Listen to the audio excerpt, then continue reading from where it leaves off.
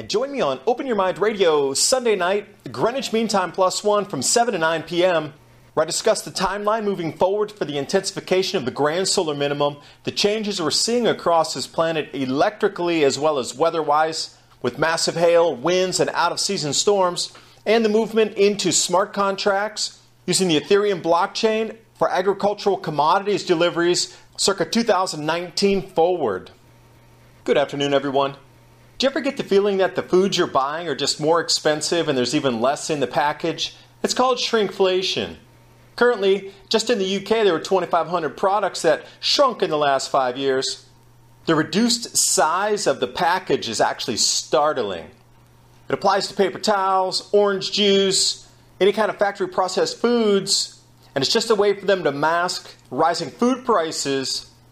Oats up in the last 3 months, rice up in the last 3 months, a host of others which we'll look at, as well as ethanol futures and heating oil. This only means one thing: you're going to pay more for energy and food, starting right now.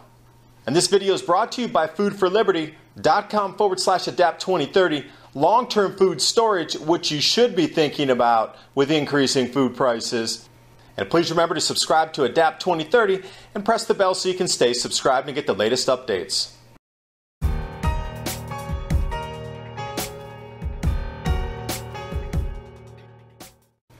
If you haven't heard this term yet, it's called shrinkflation.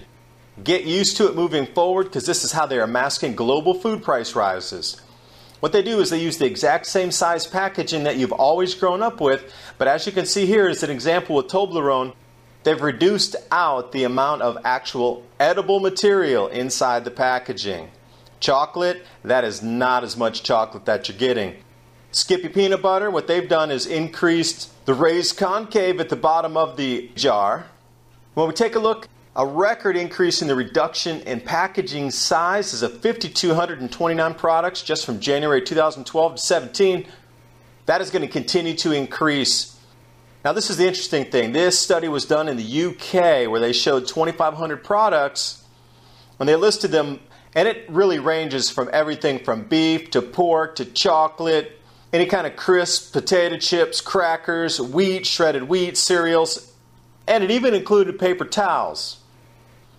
Orange juice, chips, again, this is actually the packaging. Look, they kept the same size of the package you used to grow up with, but look, it's only about half full, maybe 3/4 full now.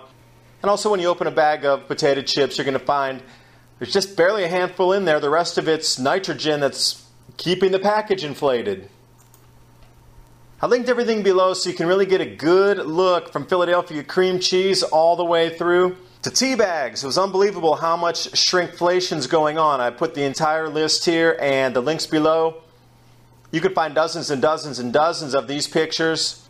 Cadbury, cooking sauces, olive oil, and it just goes on and on and on.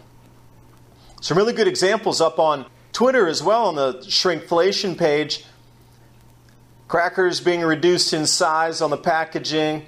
Numbers actually in the box is reduced 6 to 5. Still paying the same prices, even more actually. And then there's a full rundown on all the meats that were included in this. Now what's happening is it's all being blamed on Brexit. But you know that's not the case. The case is global food prices are rising because of the grand solar minimum losses. Oats are up due to the unusual weather in the U.S., rough rice due to the flooding, out of season, unusual weather just taking out the rice crop, especially the record floods in Arkansas. And if you didn't know, the United States is a major rice producer with 50% losses in the floods this year, other weather anomalies. Jumping on to coffee, up again. Spring wheat spiked, it's down slightly until they get the harvest coming in late October. Lean hogs continuing its consolidation and then uptrend.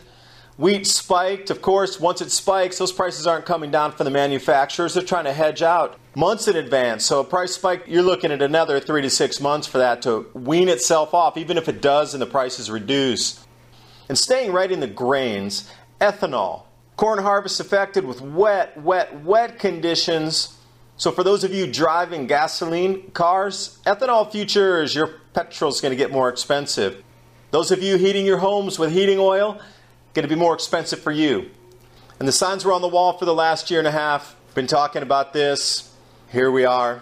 And from this point forward, it's just going to get more expensive. I hope you really are preparing yourself. We are entering never-ending food price rises. And by this time next year in 2018, let's say Christmas, you're going to be paying 60% more for your food. And at the end of this year, when the harvests come in incredibly low across Australia, the United States, Europe, it's going to send these markets far higher than they are today. Thanks for watching. I hope you got something out of the video. And you should absolutely be learning how to grow some of your own food to supplement when these prices affect your lifestyle.